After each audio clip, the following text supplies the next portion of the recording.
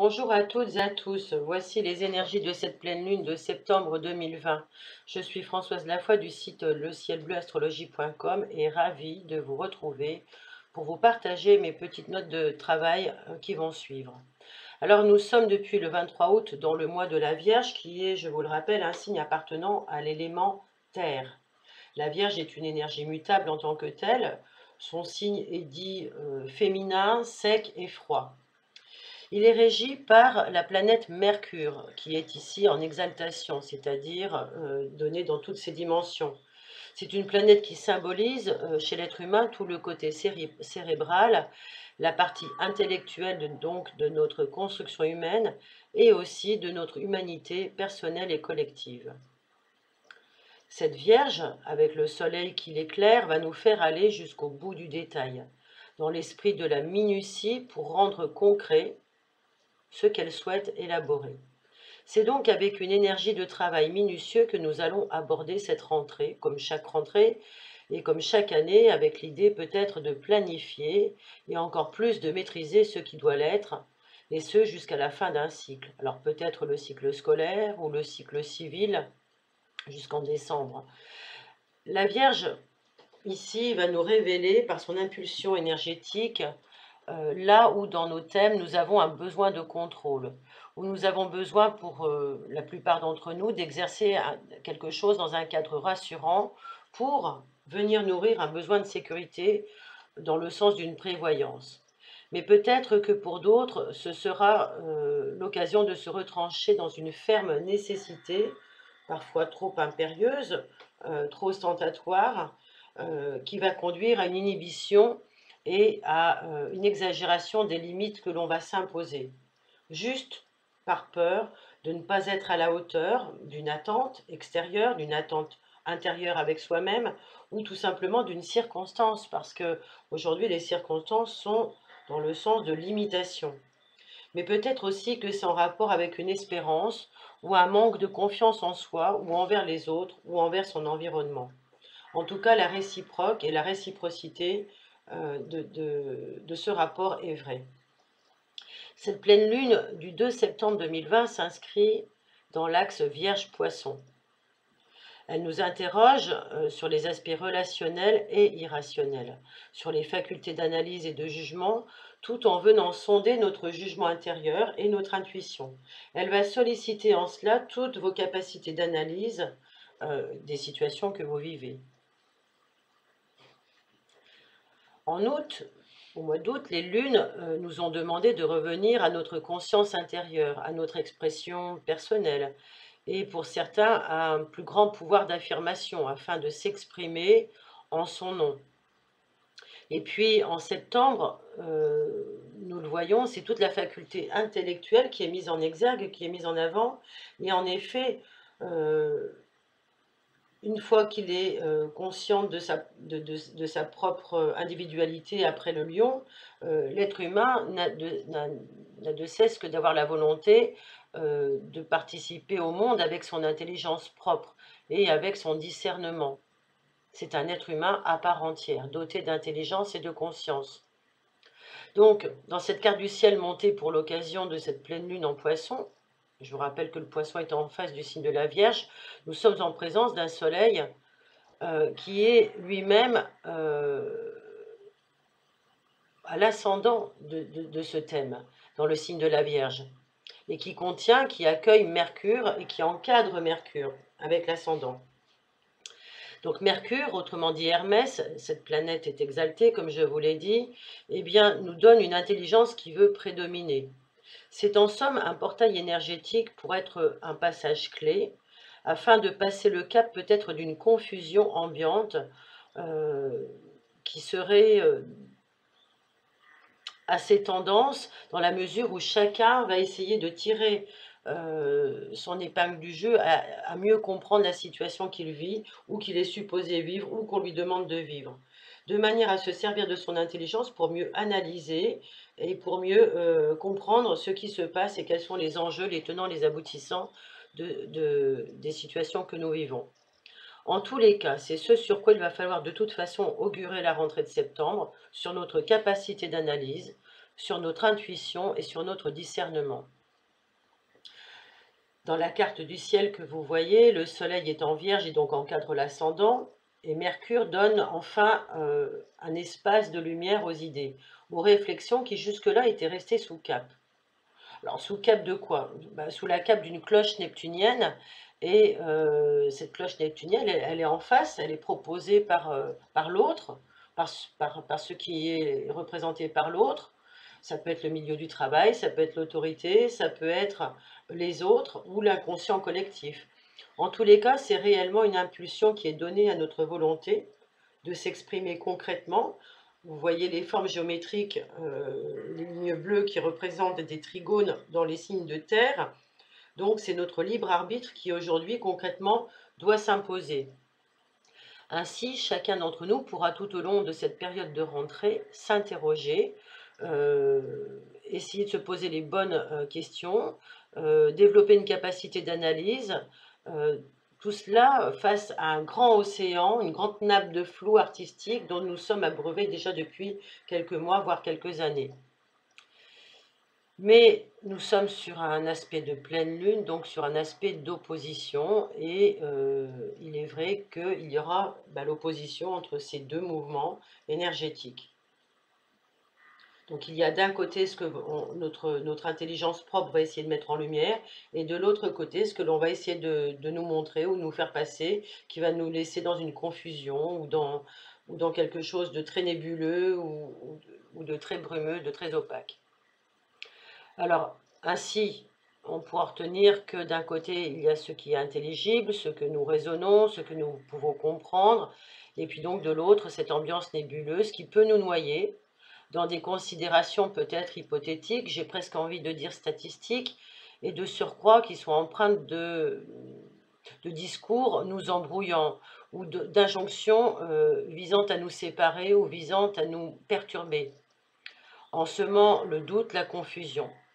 Donc pour beaucoup, il s'agira de continuer à dessiller les yeux d'une réalité jusque-là cachée, comme la partie immergée de l'iceberg, qui va se révéler peu à peu.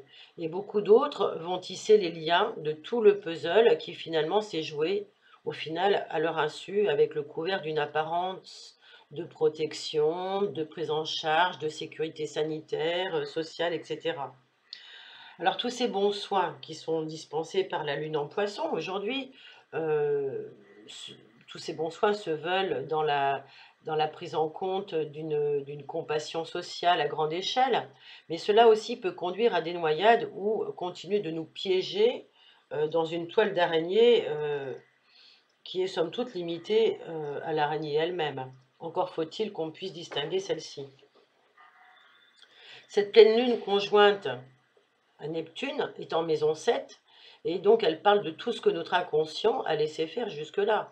C'est un flou brumeux dans lequel on a tenté de nous faire passer des vessies pour des lanternes, avec peut-être dans certains pays des réformes, des incitations restrictives, des sommations à en veux-tu, en voilà, de faire comme ceci à gauche et l'inverse à droite. En fait, tout cela vient en contrecarré ou même en opposition à ce que notre discipline, notre gouverne intérieur nous demande d'appliquer. Et il y a là une incohérence que nous ressentons intuitivement par notre capacité à distinguer le vrai du faux en vierge, par notre capacité d'analyse et de réflexion.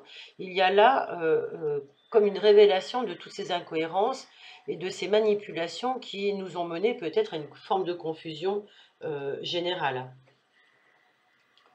Toutes les restrictions imposées par mesure de précaution, parfois politiquement exacerbées, entre la fermeture de certains établissements, mais pas tous, entre des gestes barrières d'un côté, des masques, des flèches à suivre, des limites données à gauche et autorisées à droite, donnent des messages contraires à notre inconscient et au collectif qui donc finalement se sent tiraillé, comme embarqué dans une scénette de jeu pour enfants ou encore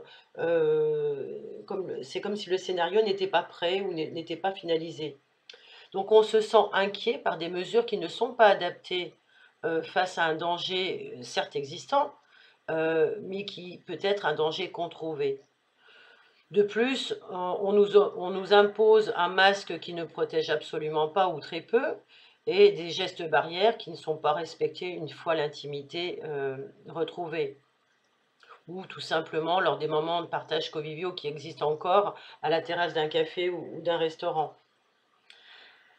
Alors il est vrai qu'avant d'aller plus en profondeur dans mes explications, je peux rajouter quand même que la période de rentrée est une période réussie, une rentrée réussie où l'on peut concrètement mettre en place des choses et que de toute façon il y a des aspects facilités aussi bien dans un sens que dans un autre, quels que soient les côtés où on se place. Euh, Pourquoi? Parce que nous sommes encore avec le bénéfice des trigones, c'est-à-dire des énergies fluides en signe de terre, et Jupiter, Pluton, Saturne, qui sont en amas planétaire en Capricorne et qui représentent nos pouvoirs d'action, nos ambitions, mais aussi nos institutions, nos gouvernements, où ce que l'on a mis en place dans notre travail forme de bons aspects avec cette lune en poisson et Vénus en cancer, hein, puisque c'est la terre et l'eau qui se rencontrent. Alors, dans toutes les actions menées en faveur des soins qui seront apportés aux plus petits, aux enfants dans les classes scolaires, vont bien se dérouler dans un premier temps et cela va répondre peut-être à une demande de sécurité des parents, mais en même temps, ça va répondre à un besoin de dissimulation ou comment dirais-je, de retranchement des gouvernances locales en place, hein, qui ont besoin de sécuriser les choses vis-à-vis des publics qu'elles ont en gestion. Mais derrière cela, cela correspond aussi à une mascarade, puisqu'on est toujours sous le flou neptunien de Neptune et de la Lune en Poisson, qui tente de nous emmener aussi dans un océan de confusion, nourri d'illusions et de fantasques inspirations. Cet axe de la pleine Lune est aussi très amusant, puisque cette pleine Lune, elle est posée très clairement sur l'axe relationnel de soi et des autres. Donc c'est vraiment ce balancier est vraiment là dans ce que l'on attend de nous et de ce que l'on décide enfin de faire, ou dans ce que l'on attend des autres et de ce qu'ils vont faire ou nous imposer. Voilà, tout ce jeu-là est présent et vivant à la rentrée. Donc dans cet axe relationnel par excellence, ça symbolise aussi bien l'intention derrière notre action, de ce que nous devons faire ou pas, de ce que nous devons affirmer ou pas, et très concrètement, cela exprime dans la réalité, d'une part, toutes ces personnes qui vont d'un côté agir par excès de prudence et peur exagérée, parce qu'elles sont alimentées, ces peurs, hein, il faut bien le comprendre, et d'autre part, tous ceux qui vont se prendre de plein fouet les conséquences sociales, économiques et politiques de toutes les mesures qui auront été prises depuis ces derniers mois, depuis le début de la crise covidienne. Donc, il va s'agir pour certains d'une chute réelle, sérieuse, de la perte des emplois, de la perte des salaires, et beaucoup trop vont sentir lourdement se profiler un marasme économique qui va être comme une grande vague qui vont, ça va être la vague Covid, hein. Et puis en même temps, on va assister à des mouvements, des déplacements, c'est-à-dire ce qui a été pris à l'un va être donné massivement à l'autre, mais ça restera sur le même niveau d'échelle, hein. C'est pas dans les grandes fortunes qu'on va aller piocher pour réparer ce qui est à réparer. Ainsi, dans les couches sociales les plus basses qui sont installées, l'obéissance civile devient de plus en plus docile parce que toutes ces couches sociales sont poussées à bien faire scrupuleusement pour éradiquer un fléau dont on agite le fantôme, le squelette statistique, dans toutes les chaînes télévision, comme si on voulait nous convaincre qu'il est une menace de vie ou de mort encore plus importante que toutes les autres maladies ou les accidents. Alors, ceci est un test, bien sûr, mais le deuxième test, derrière tout ça, c'est d'instaurer insidieusement et très profondément un climat social tel que, à la longue, les plus confus ou alors ceux dont les intérêts sont trop impliqués et qui ont fini par s'engager dans des chemins égotiques, viendront dans l'obligation de donner raison à ce mensonge et viendront en rajouter une couche supplémentaire, avec la volonté de suivre une aberration eh bien, ceux qui auront le plus peur en auront quand même assez de ces restrictions et viendront réclamer le salut. Et cela, quelles que soient les conséquences, avec le port du masque du voisin, peut-être, en exigeant celui-ci, ou la sécurité à tout prix dans les lieux publics, et puis on entretiendra, c'est une possibilité, ce contexte autoritariste et totalitaire. Parce que bah, les mentalités seront tellement dans la division qu'elles seront en mesure, peut-être, pour une partie de la population, de réclamer ce fameux vaccin, un vaccin 5G pour tous. Bah, l'arrivée semble être annoncée en octobre, alors que tous les scientifiques non achetés et non vendus, si j'ose dire, on dit depuis le début, enfin, je parle des scientifiques compétents, qui ont dit clairement qu'un vaccin ne pouvait pas se faire en 6 mois. Voilà, donc toujours dans cette opposition symbolique de pleine lune, on sent bien le fusil sur la tempe, la mélodie de la bourse ou la vie. D'ailleurs, on ne demande plus de réfléchir, encore moins de sourire ou de parler. On demande juste de cacher son visage, de ne pas se réunir dans certains endroits, enfin bref, et uniformément, massivement, dire un avis contraire, comme je le fais peut-être aujourd'hui, signerait un esprit antisystème, un esprit complotiste. Et là, moi, je m'interroge, je dis, en si peu de temps, on est arrivé grâce à des gouvernements peut-être italiens à ce résultat. C'est effroyable. C'est effroyable. De quoi est fait ce système? D'une gouvernance capitalistique ou capitaliste basée sur un fonctionnement de principe d'une structure seulement dite humaine à des niveaux égotiques. Mais finalement, si on observe bien, elle est privée de toute empathie. Il n'y a aucune empathie dans les discours qui nous sont faits, aucune prise en compte de la souffrance sociale et de la souffrance humaine, dont on s'aperçoit qu'elle peut œuvrer sans scrupule, en toute impunité, avec des constructions mentales de persécution perverse, fondées sur des incohérences, du style on ne tient compte que d'une partie du problème, le reste est anti-système. Et ce qui nous intéresse va rester, le reste est anéanti, tout comme l'éthique, tout comme les valeurs spirituelles, les émotions, le droit de vie. On le voit avec le droit de mort sur les fœtus à 9 semaines. C'est de l'infanticide. On le voit sur les lois qui sont proclamées pour les familles. Bah, tout est encouragé pour que ces égrégores qui font office de gouvernance peuvent dénoncer ou mieux inciter leurs sbires à s'opposer au pouvoir, à s'opposer à tout contre-pouvoir en place. Et ne dit-on pas, quand on veut se débarrasser de son chien qu'il a la rage, euh, eh bien c'est tout à fait une technique qui accuse l'autre du crime que soi-même on a commis.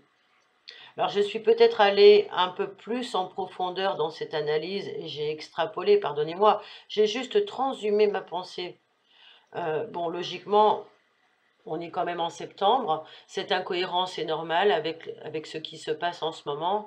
Et tout comme celui qui préférera vivre comme un homme sain, porteur potentiel de milliards de virus et d'un bon système immunitaire sera vu comme anormal, antisocial, nous sommes dans un monde à l'envers avec des valeurs inversées. Enfin, en partie et pas totalement. Alors rien n'est surprenant car depuis des décennies, ce pouvoir inversé prônant des mœurs des valeurs inversées fait légion et a vérolé toutes les hiérarchies de nos institutions. Ainsi, quand on parle de tests qui sont faits à une certaine heure et peuvent être négatifs, il n'est pas rare de prendre cela comme une certitude rassurante pour les heures d'après, alors qu'un virus peut s'attraper à n'importe quelle heure, me semble-t-il. À moins que le vrai test soit ailleurs. Et certains d'entre vous l'ont compris, ce n'est pas celui d'où la grande vadrouille de cette grande illusion, qui est juste un biais de perception. Le test, en fait, comprend plusieurs parties. Alors, n'ayons de cesse d'oublier de ne pas oublier, pardon, que le diable se cache dans les détails. Alors, il est d'une part question d'utiliser ces stratégies de masse, servies subtilement et insidieusement par un matraquage des opinions publiques via les masses médias, complices par conflit d'intérêts, parce qu'elles sont achetées par Big Pharma et par le Grand Bill, qui sont aujourd'hui le jeu des répétitions, du visuel et qui arrivent à faire croire en une seule réalité possible. Et comme on le sait, plus un mensonge est gros, plus il passe.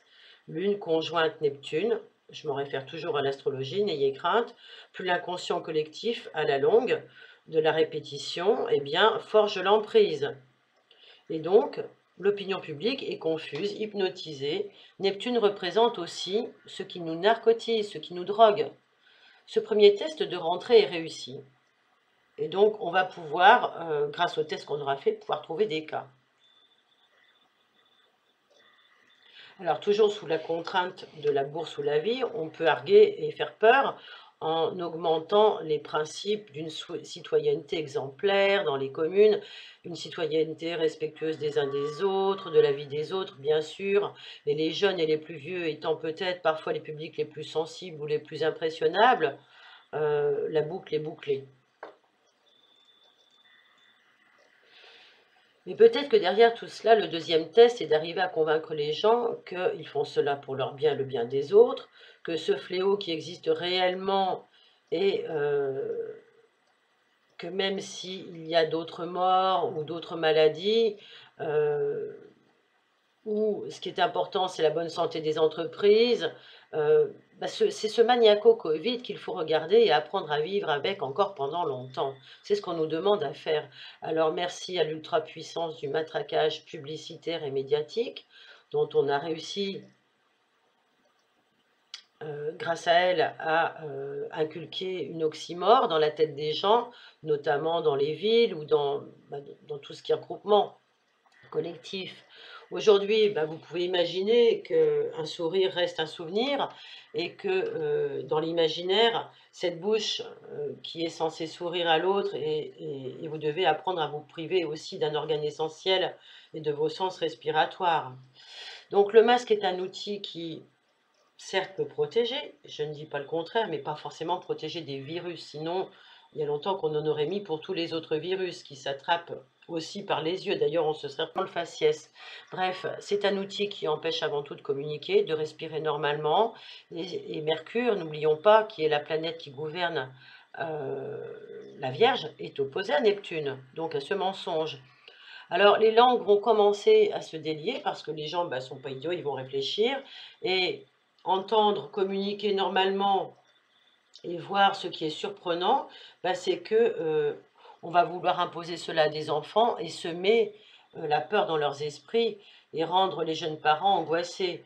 Donc tout ce climat anxiogène va nourrir, va donner du sens à des politiques encore plus restrictives. On peut s'interroger aussi sur pourquoi en France et plus en France qu'ailleurs. Eh bien, tout simplement parce que la France est l'un des premiers pays consommateurs d'anxiolytiques. Donc, c'est un marché potentiel pour tous les fabricants de médicaments qui vont devoir faire suite aux dommages collatéraux des symptômes de déprime, de dépression à venir dans ce climat anxiogène. Et donc, voilà, c'est un super marché qui est en train de s'ouvrir.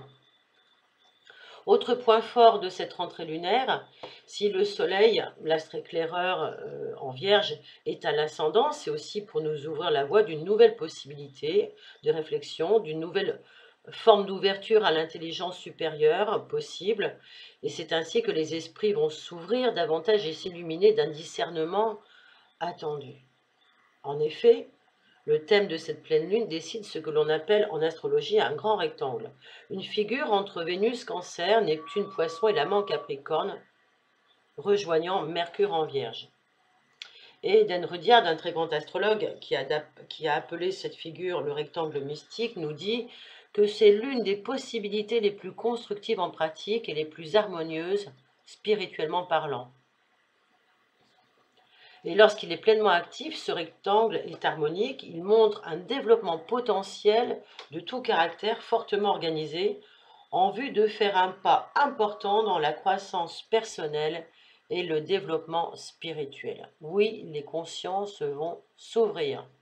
Et ce qui est à relever de cette montée en puissance des ouvertures de conscience, c'est Mars, qui, même s'il figure en maison 8, quelque peu privé de sa liberté d'agir, il est en fait tenu en laisse par Lilith, par la lune noire, et donc freiné dans une impulsivité dégagée, naturelle.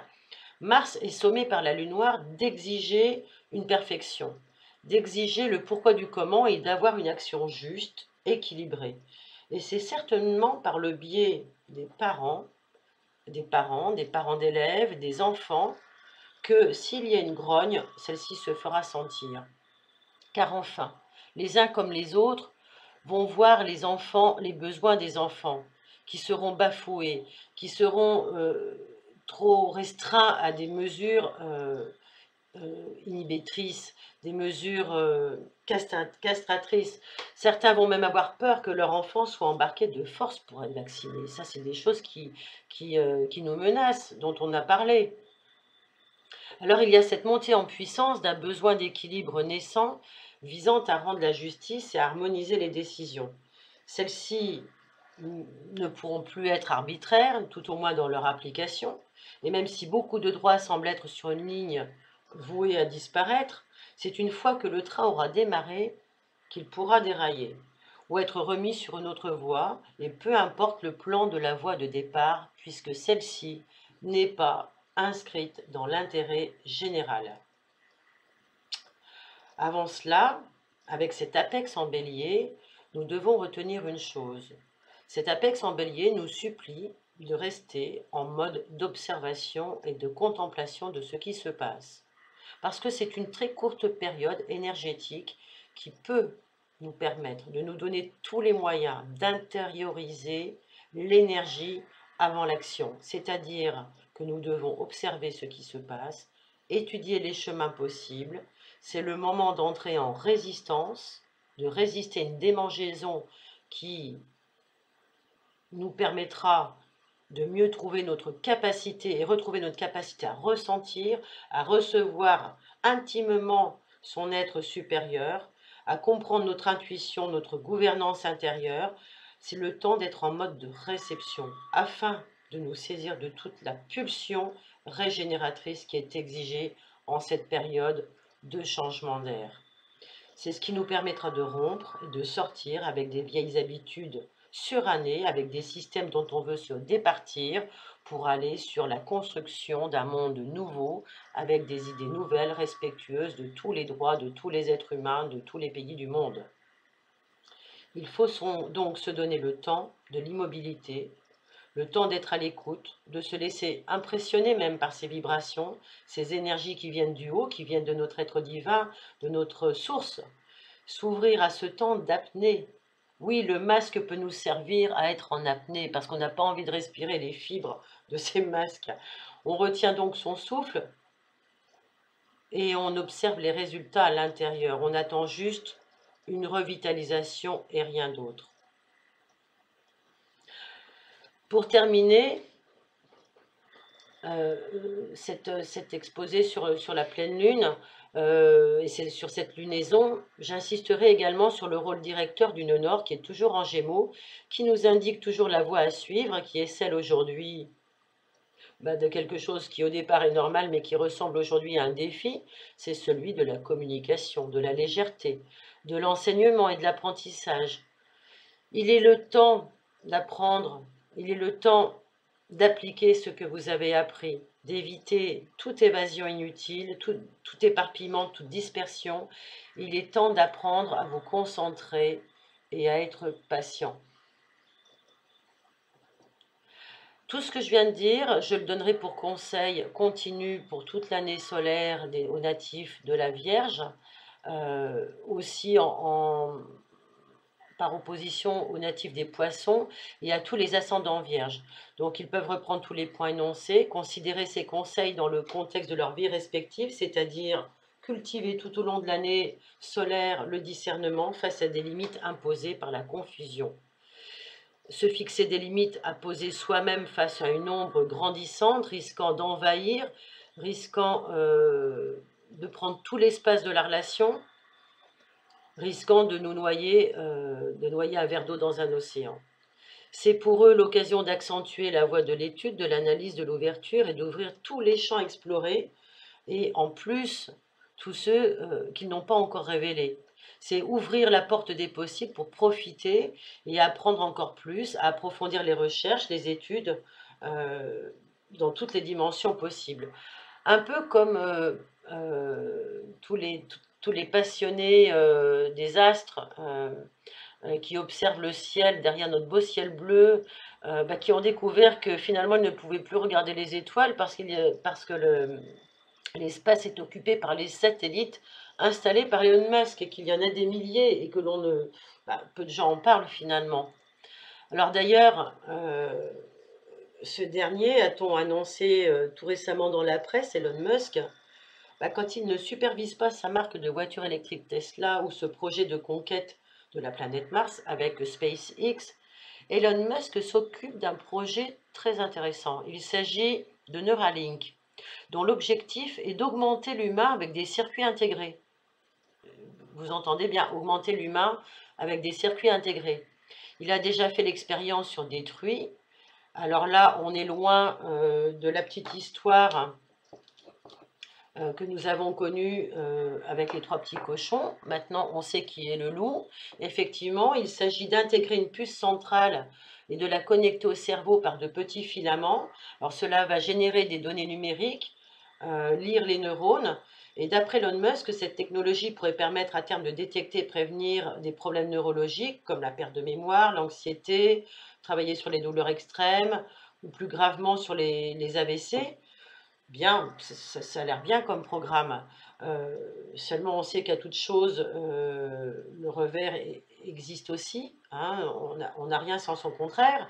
Donc, on imagine bien que l'augmentation va se transformer en diminution de l'humain. Et donc, l'installation de ce projet qui s'appelle Link devrait se faire intégralement grâce à un robot automatisé. Alors, un robot dont la firme promet une totale autonomie pendant une journée complète.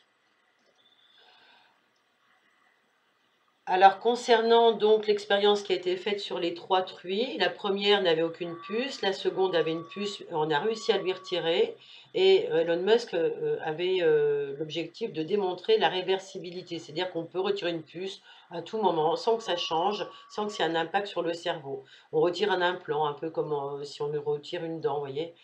Bon voilà, c'est sans conséquences graves pour la santé ou la possibilité de changer d'implant. Bon, pourquoi pas.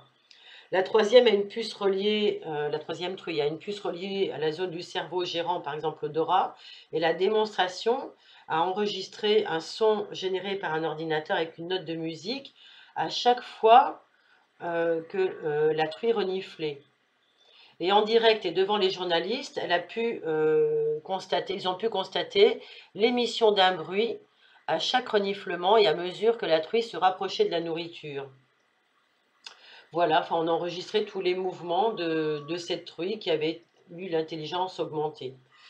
Donc, je vous parle de ça, pourquoi? Parce que c'est l'une des conséquences possibles au cours de ces prochaines années de l'innovation technologique et de la présence d'Uranus en taureau, puisqu'Uranus représente euh, la nouveauté, tout ce qui est progrès technologique, avancée technologique, progrès au sens technologique, pas au sens humain, et connaissance, mais aussi immédiateté, rapidité, enfin, représente tout ce qui est technique. Et le taureau, lui, symbolise aussi les modes d'alimentation, l'agriculture, tout ce qui concerne la façon dont on va prendre soin de nos sens. Donc on est vraiment dans cette période. Alors peut-être que ces avancées technologiques vont avoir pour préoccupation de miniaturiser ces puces et pourquoi pas les intégrer à la nourriture afin de linkiser nos corps, comme on a déjà ajouté des additifs alimentaires à nos aliments. Il y a la domotique des maisons et peut-être la domotique des eugénistes. Pourquoi pas? Voilà, je laisse tout ça à votre réflexion. Si l'intelligence ou l'humain a besoin d'être augmenté, à mon sens, c'est possible, mais par l'éveil de la conscience, par la méditation. Et en ce sens-là, c'est totalement naturel et recommandé, et cela n'en fera pas les lois divines de la création.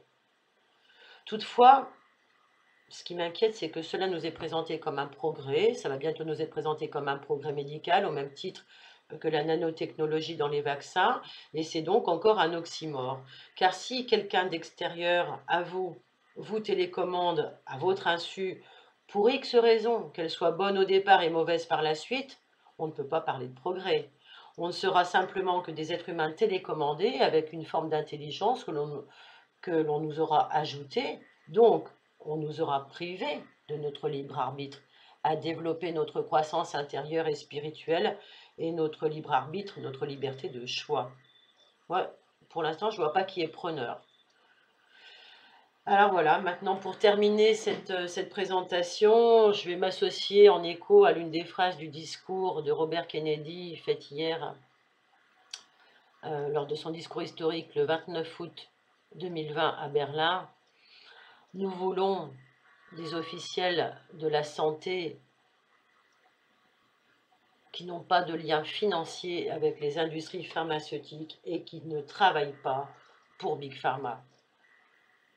Alors je vous invite bien sûr pour vérifier tout ce que je peux vous dire à faire vos propres recherches sur des sujets, par exemple de quoi sont faits les vaccins, quels sont les additifs alimentaires, pourquoi on légifère à tuer un fœtus de 9 mois, quels sont les liens entre les familles Gates et leurs actions sur l'OMS, à connaître aussi l'histoire personnelle de son directeur érythréen et de ce qu'il a connu et fait dans son pays d'origine, l'Érythrée, hein, qui est amalgamée à d'autres pays d'Afrique, sur les financements aussi de la presse internationale, sur les réseaux de la pédocriminalité qui sont institutionnalisés partout dans le monde, et sur la vente de jouets sexuels à nos enfants.